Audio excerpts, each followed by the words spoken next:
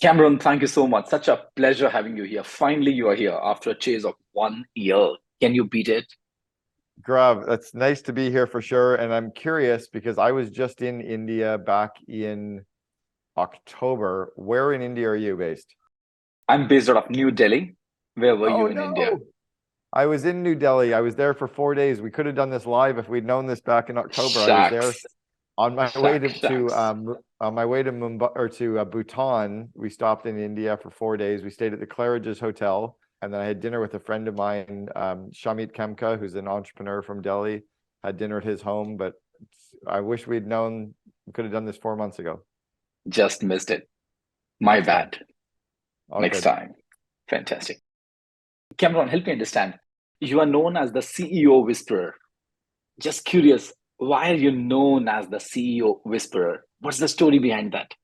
Yeah, so I was speaking at an event. I've done paid speaking events in 26 countries and on every Hmm, single continent. I've actually been paid to speak in Antarctica. And a speaking event that I did about 6 or 7 years ago, the publisher hmm, of Forbes magazine was sitting in the audience, and he had seen me speak a number of times before. His name is Rich Karlgaard, and Rich, the publisher of Forbes magazine, wrote a full-page article in the actual print edition of Forbes magazine about me and my vivid vision concept. And he called me the CEO whisperer because I'm kind of teaching the CEOs behind the scenes how to build better companies and how to build themselves as better leaders, and now teaching their COOs how to build better companies. And he said, I'm kind of whispering the secrets in their mind. So that's where the title, the CEO Whisperer, came from. would love to learn the whisper that you're doing in their ears that's helping them to become better CEOs. Cameron, help me I'll, understand. You I'll tell work you, with, I'll tell you one of the ways that I whisper is I tell them the stuff that no one else is willing to tell them. I tell them the brutal facts that, no one else is willing to say, but mm, everyone sees it. And I always mm, frame it this way. I tell them, look, I'm going to tell you something that is to help you and help grow your company. So I mm, can either tell you and it might upset you, or just not tell you. And they go, no, no, tell me. I'm like, okay. So I always frame it with, look, this might piss you off, but and then I tell them and they go, oh wow, like you look like an idiot, or you're saying the wrong thing, or you're not growing. Like when I show, and they know it to be true, but no one's ever mm. had the courage to tell them that stuff before. Yeah, yeah. This is a beautiful story of where a small child tells the Mhm. king that you are roaming in the streets of your kingdom without the clothes. Without the Be clothes, aware. the emperor's new suit. That's exactly what I talked to them about. And I even explained to them sometimes that story, that I'm Mm, like the little boy in the emperor's new suit. yeah, yeah, yeah. Cameron, you just mentioned that you have spoken in 26 countries. You Yes. work with the COOs, you work with the vice presidents of operations, general managers, presidents who run company wide operations. Just curious, how did you manage to zero in on your target audience? I've come Yeah. across so many coaches, they struggle to zero in their Right. target audience.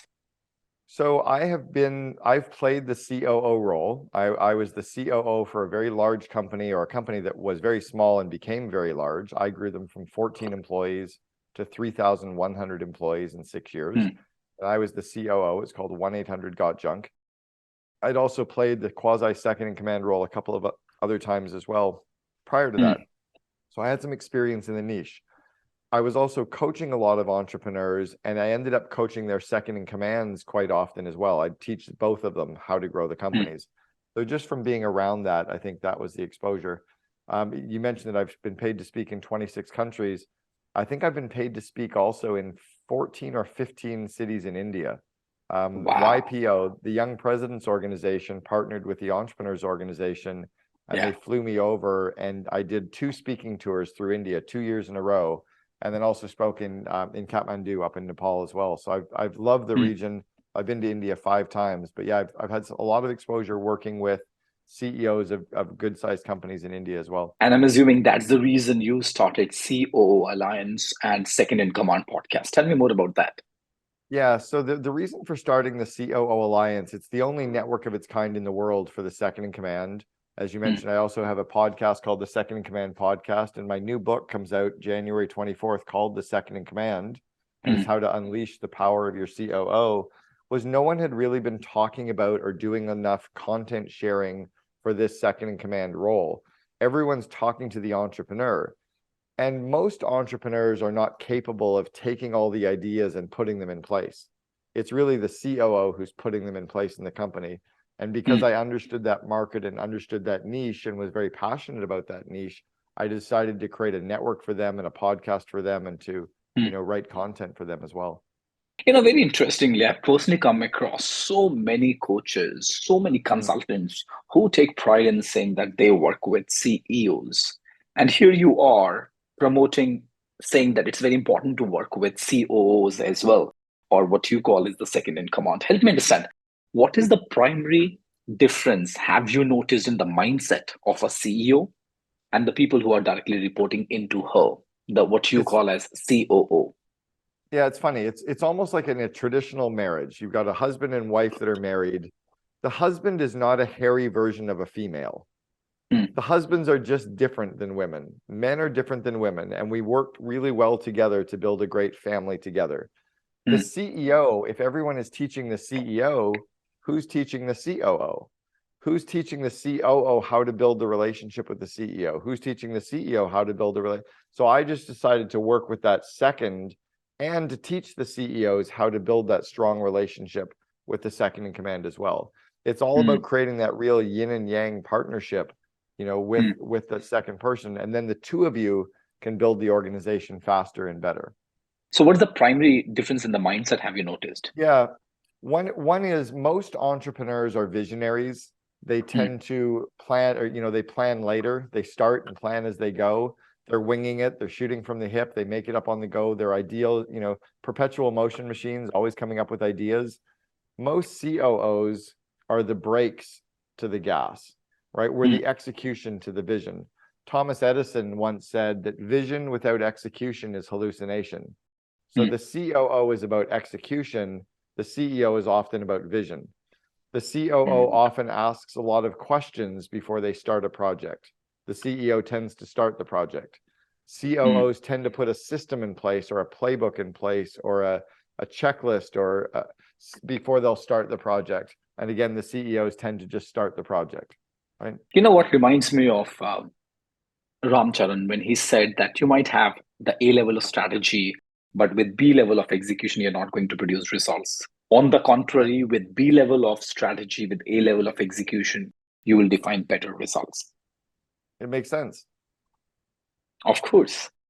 Cameron, you have written a book called Vivid Visions. Yes. You have been an evangelist of Vivid Visions. If someone does some research onto you, one of the talks that you have been consistently talking about is vivid vision, vivid vision. Just Yes. curious, what do you think is the prime difference between those who have been able to make their vision a reality and Sure. those who gave up in between? Yeah. Most entrepreneurs have an idea in their mind of what their company is going to look like in the future. If you ask an entrepreneur to describe what their company will look like, act like, and feel like, they can do that.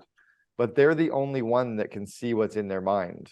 We can't Mm, read minds. As humans, we can't read everything that the person is thinking. So we start guessing. So the idea with the vivid vision is getting the entrepreneur or the CEO to lean out into the future and mm, describe their company 3 years from today and describe it as if they're walking around the company as if it's already completed. mm, Describing the meeting rhythms, describing the culture, describing the employees' engagement, describing what the marketing is like, describing what the media is writing about you, describing how the company operates on a day-to-day basis, describing your physical environments. And you can literally describe what it looks like, but you don't know how to make it come true. If mm, I was building a home, I can describe what I want the home to look like, but I don't know how to do electrical. I don't know how to do plumbing. I don't know how to fix drywall, but I can describe what I want the home to look like. And those professionals can come in. If they can read the blueprints, if they can read the plans to make my vision come true, they can execute against the plan. So the vivid vision is a way to communicate to the mm, team so that the team can come up with the plan to make the vision come true. Where most mm, entrepreneurs stop is they get frustrated because people can't read their mind. They get Mm, frustrated because they're the only person with intuition. Well, the mm. reality is they're the only person who has seen the movie. Yeah, yeah. And unfortunately, rather than taking the ownership and communicating what they have seen in their vision, they get into that spiral down mode and they get experience what we call as frustration. Is my understanding Right. right? Exactly. Like Mm, you could probably name one of the most famous films in Bollywood. Me as a Canadian, I've probably never seen it. I mm. have no idea what the movie's about, which is kind of laughable to you. Like, what's a movie that everyone in India knows of? Oh, DDLJ, Dilwale Dulhaniya Le Jayenge, or for that matter, Sholay. Very old movie. Surely, right? I don't even know what you said because I couldn't hear the Mm, accent clearly. I have no idea what the movie's about. So for me, the mm. movie could be about a soccer player. Yeah. You'd be like, why would like I have no idea what the movie's about because I've never seen the Mm, movie. yeah. So all I can do is make guesses. Well, if I can't see what you want the company to look like, if I can't see what the meeting's like, if I can't see how like Yeah. if I then I can't build it. So Mm, that's the power of the vivid vision concept is explaining the movie in so much detail that mm. everyone else can figure out how to make it come true. Yeah. So, Cameron, would it be a fair assumption to make that it's not only important to have the vivid vision, it's equally important for you to communicate in a way that makes sense to your team members as well, so that they Yes. can visualize what you have visualized already?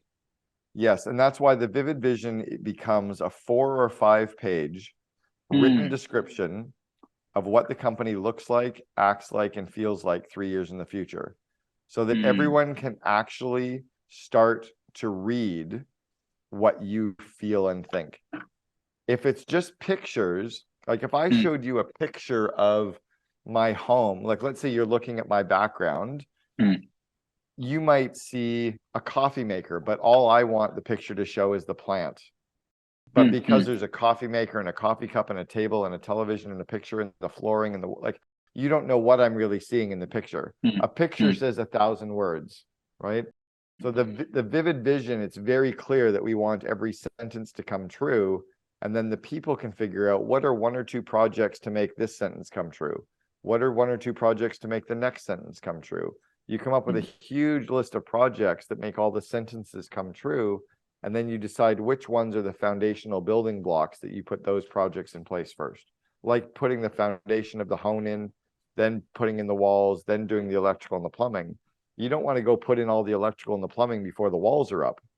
Yeah.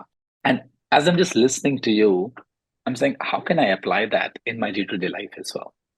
The kind of relationships that I would like to have with my family members, different family members, the kind of relationship that I would like to have with my father, the kind of relationship that I would like to have with my daughter, the kind of relationship that I would like to have with my team members, with my own self, the kind of health that I would like to Yes. see for myself. Yeah, when you write those and commit those in writing, and when you share those with other people, it starts to provide some pressure on us to change as well. Mm, Right? If I share my personal vivid vision with you, or my vivid vision that my wife and I wrote for our marriage, or the vivid vision for my business, if I share with you those written documents, it's now getting out in the world that that's who Cameron Herold is going to be. I start forcing myself to be more like that. I start making the mm, changes to be like that. Friends of mine start calling me and saying, "Hey, let's do something I read in your vivid vision together." Right? mm. It's like declaring to the universe. Yes. So the Yeah. manifestation is part, Mind Valley, Vishen Lakhiani took my vivid vision concept and rolled it out globally at Mind Valley as one of the Mind Mm, Valley quests. It's about declaring your vivid vision, setting that goal, but then also putting the work in place to make it come true. You can't just sit mm. there and hope, right? You have to do the work to make it come true as well. Yeah. Thank you, Cameron, for sharing that. Cameron, in one of the speeches that I was listening to, where you were mentioning about running a full marathon in less than 4 hours, and you Yes. said if somebody has not experienced that, if somebody cannot walk for a mile, it will be very difficult for the person to run a full marathon in less than 4 hours. What you Right. mentioned is that there should be some reality checks while designing your Yes. vision. Now, that's what you Exactly. mentioned. Yeah. Now, here's my question. What would you coach someone who's like Elon Musk, who's sharing his vision that I would like to be in the universe. I would like to step onto moon in Well, next few so years. yeah, I've known Elon for 25 years. Elon's brother Kimball used to work for me at College Pro Yeah. Painters in 1993. Those what Elon's talking about, like colonizing Mars, is not a vivid vision. It is, but it's at a different level than the concept I teach. I always Mm, teach 3 years out. He's mm, communicating BHAGs, these big, hairy, audacious goals. What he's communicating is 20 or 30-year pushes. Those are mm. different than articulating a 3-year vision for your company. Very different things. So I don't play in that zone. And that's the distinction that I wanted to have Yeah. for my own self. That's the understanding that I wanted to have. That there is a difference between creating a 3 year vision for yourself, what you call a vivid vision, and there is a difference between 3 years and the next 10 years, or 3 years and next 20 years. Thank Yes. you for sharing that, Cameron. Cameron, in your experience, what is the most common mistake a leader makes while leading an organization? And how can she avoid that? Yeah, the biggest mistake is one is not delegating fast enough. So keeping too many of the projects on your own plate and not delegating fast enough. The common objection I always hear is, well, my team can't do it. Well, then train them, right? Because you need to get it off your plate. So spend the time growing them, growing their skills, growing their confidence so that you can delegate more, because you're slowing your company down by not delegating. That's just the first. The second is not praising people, that we can't keep giving them more projects. We can't keep giving them more to do. We can't keep pushing them. We need to actually grow their confidence and grow their skills. And we need to praise them so that we can make, like, if your child doesn't get enough praise, they're not going to have the confidence. You need to build up their confidence with praise, and most entrepreneurs don't do a good job with that. I would say Hmm. those are probably the two things. Yeah. Thank you for bringing the second element, especially when you're talking about that most of the leaders, they don't praise, they don't appreciate their team members more often. I'll come to this point. Let's talk about the first one. What do you think? What's the possible reason why don't people delegate? As you mentioned, that possibly their team members would not be able to do that. That tends to be the first reason, is because we don't Hmm, think we have people that we can do it. Secondly, I think we're moving so quickly that we don't pause to say what's the hmm, better, faster way, right? It needs to get done, but not by me. So the to-do list doesn't have to say your name beside it. It's not Cameron's to-do list. It's a hmm, needs to get done by somebody list, right? It's the who can I delegate list, you know? hmm, So it's just a mindset shift is part. And then hmm, thirdly, I think it's because so often the entrepreneurial CEO started the company and did everything. You know, we did sales, we did marketing, we did operations, we did customer service, we did billing, we did receivables. So we've kind of done it all, not necessarily well, but because we've been doing it all, it's sometimes hard to get it off our plates. But as soon hmm, as we hmm. do, as soon as we free up our time to work just in our unique ability, the company really scales. Thank you. Let's double click on that we are taking right now. I was just going through different blogs that you have written. I personally come across so many leaders who find it very difficult to give feedback Mm. or be assertive or say no when the need be. And when I'm saying, I was going through one of your blogs where you have spoken about tough love. Tell me about that. 3 ways that could help a leader develop this trait of tough love. Yeah, so I think I always go back to what it's like raising a family, or, you know, raising children, or being in a marriage. Hmm, And I think there's something there that with our children, we need to have tough love with our children. We need to be firm but fair. We need to hold them accountable. We need to grow them. We need to, you know, hold them accountable to core values. Sometimes we need to punish them, but we need to praise them. We need to thank them. We need to show gratitude. We need to show them love. But we can't let them get away with everything. Otherwise, we have these spoiled brats running around. So it's very similar inside of our businesses. We need to hold our employees accountable, hire accountable people, hold them to the core values, praise them for living the core values, thank them and praise them for getting good results on things, raise the energy of the group, but keep aligning them with the core values and the vision of where we're going. It's a little bit about that. You also mentioned, saying no. I think a leader needs to say no more often than we say yes. We've become a very pervasive or permissive society where we say yes often to try to keep people happy, but sometimes the yeses take us off track. Sometimes they take us to it in a different direction. Sometimes they're not aligned with our core purpose or our core values or our goals or our vivid vision, right? So if everyone knows the vivid vision, their ideas tend to be more aligned with that direction, which allows us to say yes more. But without clarity of vision, without clarity of core purpose, without clarity of core values, a lot of the ideas are taking us in random directions, and we need to say no to those because we only have three inputs. We have people, time, and money, and we need to get the highest return on those three investments, right? So that the leader needs to be more confident in saying no more often, I believe. Yeah.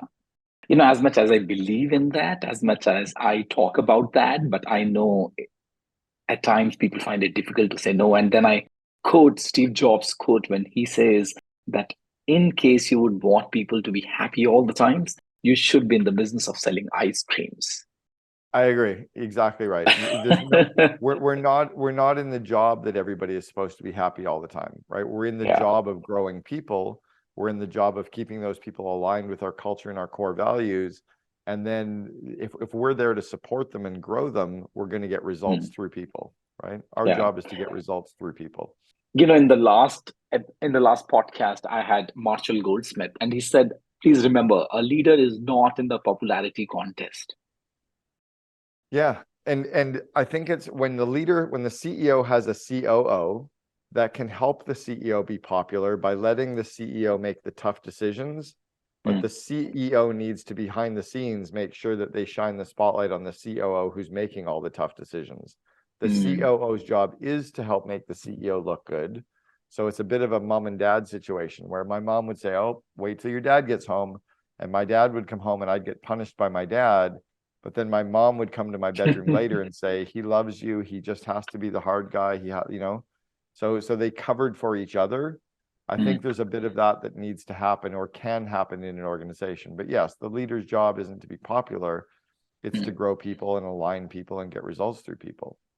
Cameron, I believe that one of the most important objective for a CEO is to have a vivid vision for the organization and, of course, to communicate that. Another important objective is to create a culture for growth. Just curious, what is it that a leader can do to master growth, culture, and leadership in the organization? Any 1, 2, or 3 steps that you may want to recommend? Yeah, a couple can be around, core values. I have a client in the COO Alliance. One of their core values is find a better way, which is a growth mindset. Another one is to focus on growing your people, right? I launched a course called Invest in Your Leaders. That's all about growing the skill set of people. And the more that we grow our people, the more they'll grow their company. Another is to set goals that are growth oriented, right? And set plans in place to hit them. Instead of forecasting where we're going to be, decide where you want to be and reverse engineer that goal to figure out what you need to do to get there. So you drive growth. Another one would be to hire people who like to grow themselves. Hire people that like to learn already, so that if you want to grow them, they're more apt to say yes versus having to convince them to grow, right? Hire people that like to read personal development books, that like to read business books, that like to grow. Those would be some quick ideas around growth for sure. Yeah. So in an organization, if you look at from top to bottom, right, what are the first few checkpoints that you can identify in terms of a failing culture in the organization, and what could be done? In terms of a failing culture? Yeah. So I had a CEO recently, and he said, we don't really have a culture. And I went, well, then that's your culture. It's kind of beige, and it's not even designer beige. It's kind of like boring beige, right? It's just, so you have to decide what your culture is going to be. You go to many restaurants where there's no real culture. The food is okay, the staff is okay. You don't really remember it. There's nothing memorable. That's their culture. So no one talks about it. They don't really get reviews. The food's just okay. But if they create a vibe, if they create so culture has to be by design. And I think the failing cultures are where people don't realize that culture is the glue. Culture drives people. Culture is energy. I think to build a great business, it has to be a little more than a business and a little bit less than a religion. You have to get into the zone of a cult, right? And that culture Mm. emerges from that. At times you'll find that there are people. So when you are creating a culture, as you may use the word cult, right, or less than a religion, when you're building that kind of culture, at times there could be a possibility where your team members would start to take you for a ride. So how can you set boundaries where people respect the boundaries and yet they experience a sense of belongingness with the organization? It's really reinforcing and driving the core values and driving goals and driving OKRs. So the culture is not making it easy and relaxed and fun. Culture is not the massages and the free lunches. That's not Mm, culture. Culture can be work hard, play hard. It can be drive for success. It can be, growth minded. It can be, a customer obsession. Culture can be like, it's like a culture in a cricket team or culture in a soccer team. Like, you're not going to find a soccer team out there who's not driving hard. They're not all just sitting around going, hey, we're the best, let's just go to the beach today. That's not their mm, culture, right? Their culture is to drive and success and work hard. So think about your company as a team or as a Cirque du Soleil, that we're all the absolute best. We're striving for better. We're striving to blow everyone away. We're working together as a team. That's your culture. Culture's not sit around and have a free lunch and a massage on an afternoon. thank you. Thank you for bringing that. Now, let's have a inside out approach. And when I'm saying inside out, I personally believe it's extremely important to brainstorm ideas, to brainstorm your challenges, to brainstorm what you're struggling with, not only with people who are a part of your organization as well, but also share them with people who are outside the organization. For that, I think you run a network, a community called COO Alliance. Tell me, Yeah. what are the benefits that leaders get when they are a part of an organization like COO Alliance? Yeah, I call it ideas having sex. So all of our members of the COO Alliance, we have seconds in command, typically around the $40 million size is the company, but we have members as small as 5 million, as large as 1.2 billion in revenue. They're Mhm, only the COO, so there's no entrepreneurs. So it's a safe space for these second in commands to share with each other. And they're mm, not from the same industry. So they take ideas from one industry and ideas from another industry and ideas from a small company and ideas from a big company. And those ideas become something else that they can use inside of their company. It's a group of people that are trying to grow themselves and grow their company. So they're forward thinking, they're looking for best practices. They're saying yes to opportunity, right? They're saying yes to growth. They're trying to find better ways. And that's great energy to bring that back into the company. We mm, even tell mm, our mm. members that you're going to get at least a 10x return off your membership. My goal is that they get a 10x return every single month, so almost a 100x return over the course of a year on Mm. ideas on way to make their company more money or save their company money or grow their company. So that's the benefit of being in masterminds. I've been Yeah. in probably 5 or 6, maybe 7 different mastermind communities over the last 15 years. Right? I've Mm, gone to Strategic Coach for 7 years. I've gone to the main 5-day TED conference 9 times. I was in the Genius Network for 7 years. I've gone to Baby Bathwater, Mastermind Talks, the Entrepreneurs Organization, War Room. So by investing in myself, my network is bigger, my ideas are bigger, the mm. people who can help me are all over the place, right? So I can reach out to people all over the world for assistance on things. And Cameron, you mentioned that people should be getting at least 10x the investment that they are making. How would you Mm. measure that kind of investment? Well, so the investment is a membership. They pay $8,900 a year to be a member. So they Mm. need to get at least $90,000 in revenue or $90,000 in savings. That's How do you easy. measure that? It could be a new idea that grows revenue. It could be a new idea that generates more marketing. It could be a partnership. It could Mm, be an introduction to someone who helps them save money or helps them make money. It could be realizing you need to fire somebody or optimizing or automating your business. So now you can mm. grow without people. There's all kinds of ways. One of the very important ingredient, if I may use the word, of any of the masterminds or any of the communities or any of the network is when they meet people in person. In fact, you Mm, have written a book called Meetings Suck. Yes. Just curious. Now, you wrote this book years before COVID came. And Yes. since then, the communication medium, the meeting approaches have changed dramatically. Yes. What should be done differently now to make meetings valuable? All of the every single system, which is what was beautiful about the book Meetings Suck, is it's all of the right systems to have any phone call, video meeting, or in-person meeting to be highly effective. And it Mm, talks about all of the best meetings to run in a company. And it's for employees to understand how to show up and attend meetings and mm, participate in meetings. Every single system that's in the book mm, works very well for a Zoom meeting. It was amazing during COVID to go back and look at the content and realize that every single system. So I'll give you some examples. Every meeting has to start exactly on time. Every meeting should finish 5 minutes early to give you time to walk down the hall, talk to your assistant, get a cup of coffee, go to the bathroom so you can start the next meeting exactly on time. Every meeting has to have an agenda, right? What are we covering in what order? How many minutes are we spending on each agenda item? mm, Every meeting has to have a purpose and an outcome. So all of the rules of engagement for successful meetings are there. How to get the quieter people to speak, how to mm, use the Zip and Zap, like it all just scales. So Meetings Suck was written for every employee in every company to read, so mm. that your meetings don't suck. Yeah, thank you. And if my memory supports me, Cameron, you started COO Alliance in the year 2016. Is my understanding right? Correct. Yeah, 6 years ago. Yeah. What shifts have you observed? Have you noticed Mm, in your own self that you're really happy about? I'm that's a very great mindful. I question. don't want to use the word proud of. I'm saying that you're really happy about.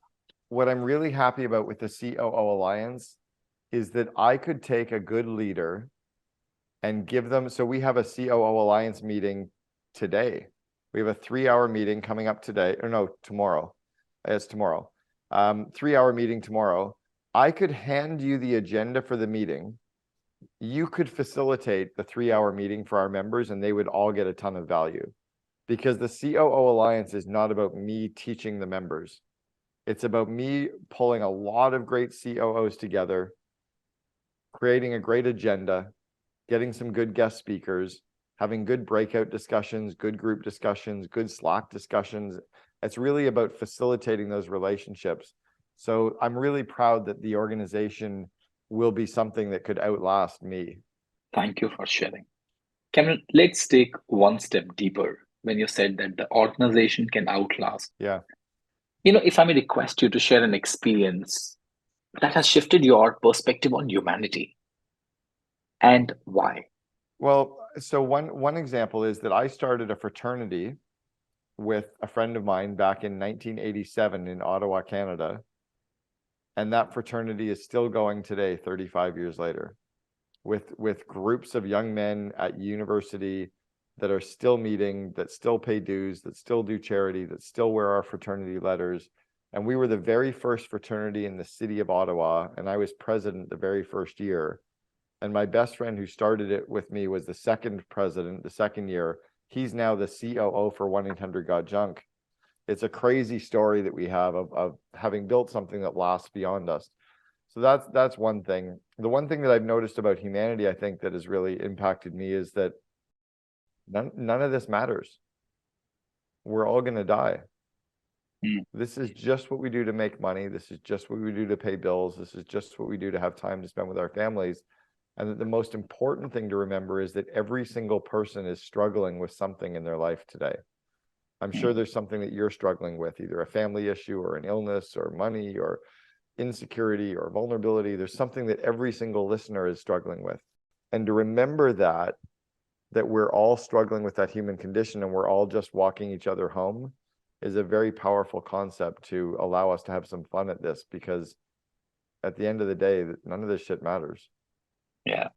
I remember my conversation with Marshall, and he said, please remember, we all grow old, we all would experience sickness, and we all are going to die.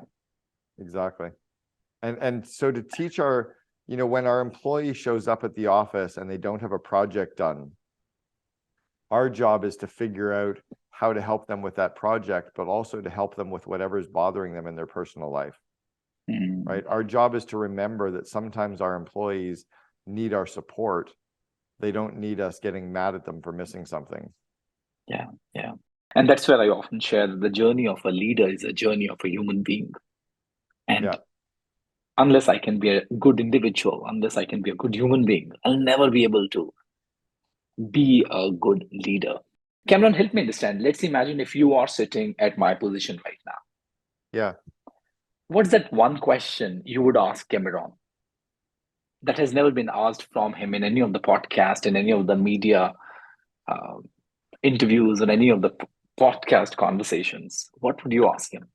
What are you scared of, or what are your weaknesses? What are you struggling with?